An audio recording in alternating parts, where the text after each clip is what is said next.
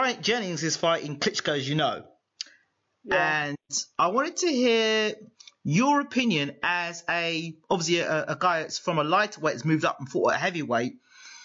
The best way to go about fighting Wladimir Klitschko in terms of, because I see the similarities between yourself and Bryant in terms of speed and movement. Yeah.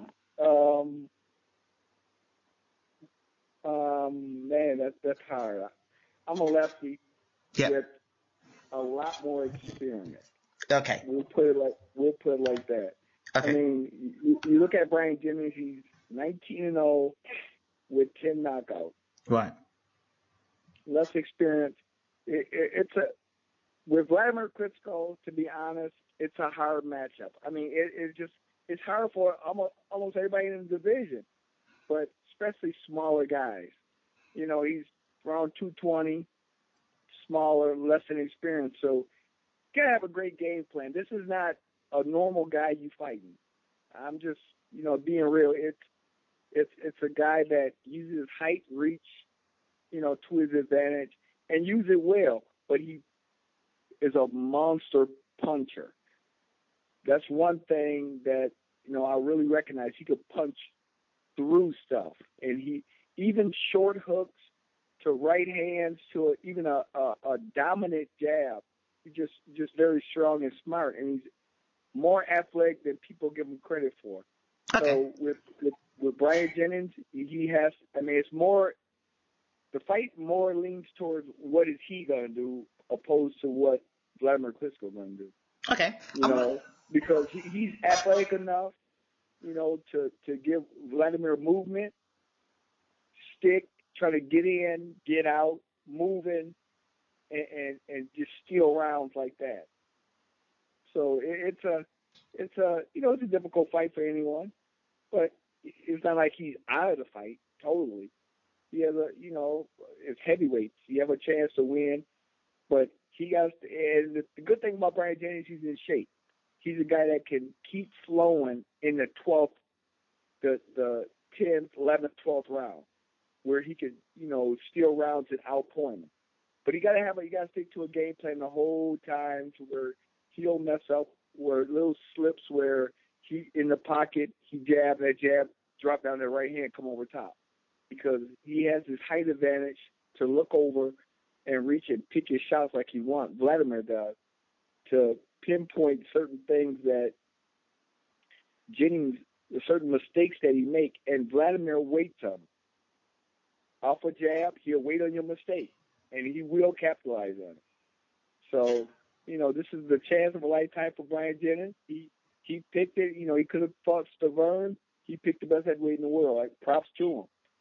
Okay. But going with a master game plan and stay with it, and that's just pure boxing. Don't get into trying to trade or try to stay in the pocket too long and fight them there. It's just hard. So it's an interesting fight, for heavyweight division. Let me throw some things at you, because I like to throw things at you. I'll throw some things at you, and then you can throw them back at me. Yeah. The first thing I want to talk about is the fact that this is probably the best conditioned heavyweight that Wladimir would have fought for a long time. And that includes David Haye, who's had questionable stamina issues in the past. And even when he fought Wladimir, and even when he fought Valiev, he had a low output of punches. Yeah. Yeah. I mean, I don't see where, the conditioning part, it does play a factor, but it's how the biggest thing with Bryant Jennings is how is he going to land punches? How is he going to get in and move away from the bigger punches and get his stuff off? And it's good that he's in great shape, because if he's effectively doing it round after round, in the later rounds, he'll still be avoiding punches and he'll still be landing. Where he can win rounds. With most guys, like with Wladimir, you look at his track record, it's the punchers that give him problems. Guys that can sit in that pocket and take a chance and crack him. Mm-hmm. Crack him good. But since he beat me, He slowed down his pace a lot.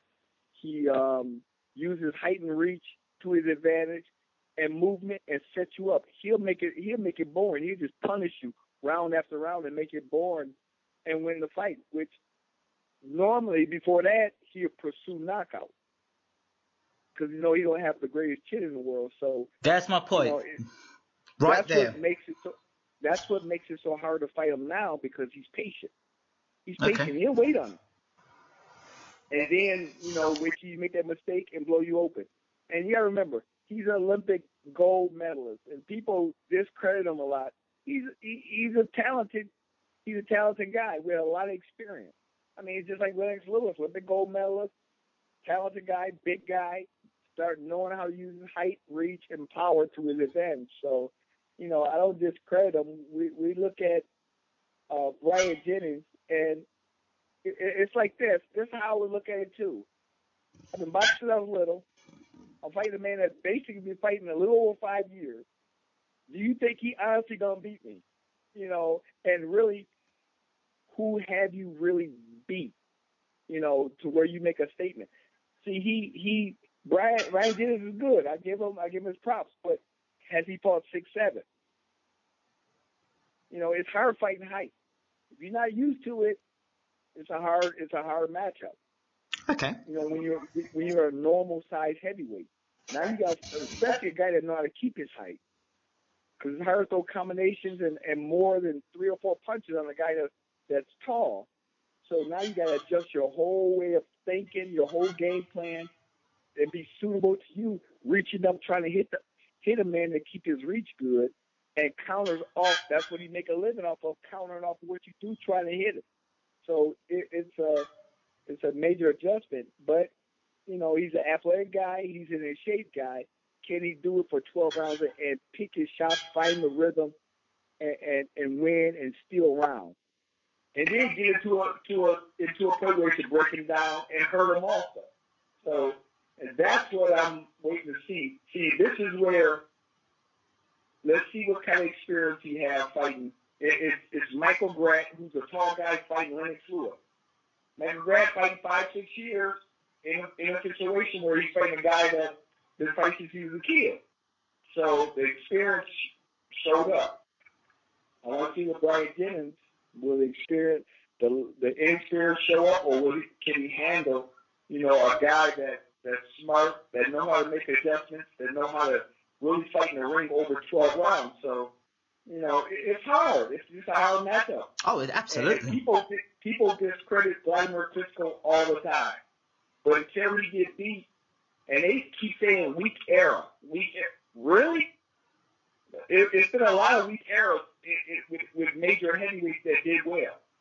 I mean, I can list a few known heavyweights in a weak era, but they get publicity. But Wladimir gets no publicity. He's in a weak era. I'm like, it's not really that weak. He fought decent guys, saying it's hard to win 17 fights in a row as champion. So, you got to give him his props. He's a smart guy. He knows how to fight, he knows how to win. That's how I look at it. Absolutely. I mean, usually I would say, Vladimir's chances in a fight and Jennings' chances in a fight. But for this, I wanted to do something different because we all know what Klitschko brings to the table. The left jab, the big right hand, the experience. But the things he doesn't bring to the table is a good inside game. And he holds a lot. Now, will he be allowed to do that in America? A lot. What was the question? Now, will he be allowed to do that in America? See, and that's another biggie. The hold. Hey, if you get away with it, you basically train him for 2 fights. You train him for Wladimir Klitschko, then you train him for the wrestling match that's gonna come, which shouldn't be allowed. It's hard on smaller guys if you get a big man holding, because they take a lot out of you. So, but straight up boxing for boxing's sake, if it comes down to that, that's a hard matchup too. So, the holding is bad at times, but just for the boxing, if you straight up, if you stop the holding, it all leans toward Jennings. What's the game plan? How are you going to be effective getting to him, getting your punches off, knowing that you're not an inside fighter where you go and sit and can break down guys and trade and knock a guy out like a Tyson type guy that can sit there and punch. Or even a longer guy like Corey Sanders who can really punch. You know, I think a lot of people underestimated Corey Sanders, the punching power he possessed. But he's a taller guy that can sit in that pocket, but he's a lefty that can punch. But Bryant Jennings is really unknown. I mean, you can't go with a 6-foot Mike Perez who's boxing. You can't go with the Polish kid who's a lefty that's boxing and you know, it's still the unknown out there. What about fighting a guy that's smart and big? What about the Lajkovic fight? He fought Lajkovic when he had about 9 or 10 fights. People said he wasn't experienced enough. Now Lajkovic is a lot taller. Yeah, but think about it. Lajkovic, he's about 6'3". He's in my era. Right. He's in my era. We talking about an older guy that's coming back to boxing. So you can't even. So you really can't really say, okay, he fought Lajkovic and he did. We talking about Wladimir Klitschko. Absolutely. A totally different monster. I mean, believe me, I know. Of course, that's why I rang you, because I know you're the man for that. And it was just and I tell guys, are you slicker than me? Are you doing things like I did? And I couldn't do it. And you can say what you want about me. I had a whole division on lock at one point. Nobody wanted to fight me. The best guys in the division. So don't discredit what I accomplished and what I did, because if you ask all the heavyweights out there, they're like, yeah, that's in my era. They're like, man, that's the dude you're going to fight. They took up the challenge. And I'm looking at the challenge with Wladimir like, ooh, this is a hard matchup. It's just hard style-wise. So, especially with a smaller guy. You know, it's different. Bryant Jennings 240. I think Wladimir, he will look at the fight and be like, oh man, I gotta have some concern about this, because he's a bigger guy, you know, taller, got a better chance to get to. But when you get a smaller guy, you know, weighing about 220, I don't even think he respect guys like that. He's just too small. I mean, and this is literally in talking to him. He's like, you know, guys are just, you good, but you're just too small. You know, this is basically what he's saying, is this is a big boy division. You know, so, Okay. you know, and this is a guy that loved being champion. He loved it. Loved being heavyweight champion of the world. Two punches that Vlad doesn't throw that much. Uppercuts and body shots. How much does that play a part against a guy that's smaller? How much is what? How much does that play a part? Because Vladimir's not like a Lennox Lewis, for example, who threw great uppercuts on the inside and threw great body shots. Wladimir doesn't throw any of those two punches because they're dangerous punches to throw. Yeah, they are. I mean, you get a tall guy throwing body shots a lot. That means you got to get down to the guy's level a little bit to hit him. Uppercut is a dangerous punch to land, a dangerous punch to throw also. So, and that was in Lennox Lewis, you know, repertoire of punches with the uppercut. He throw it and he throw it short. But if you're going to throw it as a big man and you throw it from a distance, you're bound to get countered with a right hand. So it's out of what he do, but look what he's done without throwing those punches. So he look at it like this: I don't need to.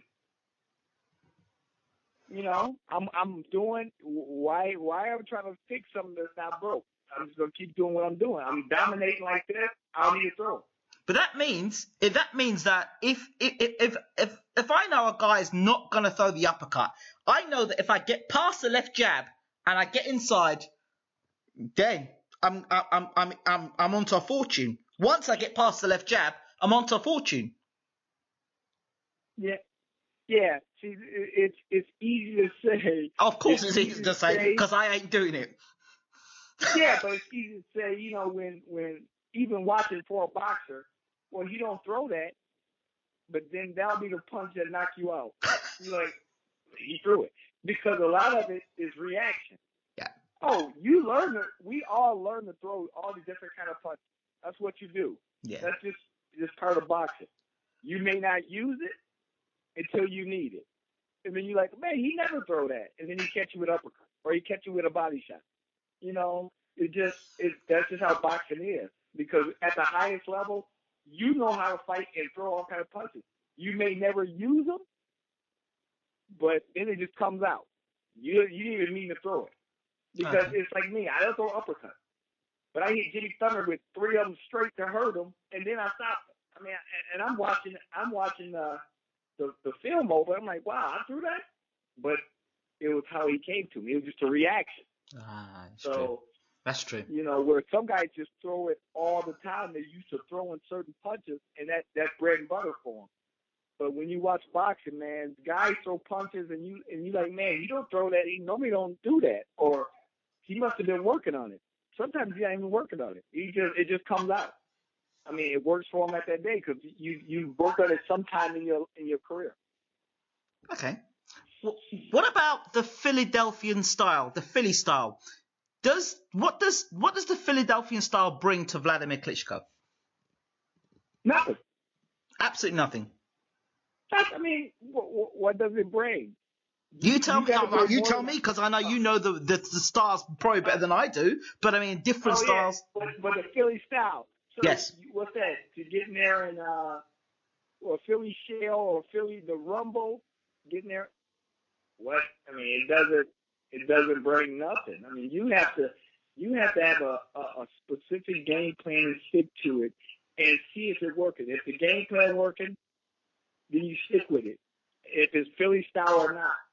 If you start with a Philly style don't work, you better have plan A to Z of knowing what you're going to do fighting this guy 6'7", 245, 50-pound brick.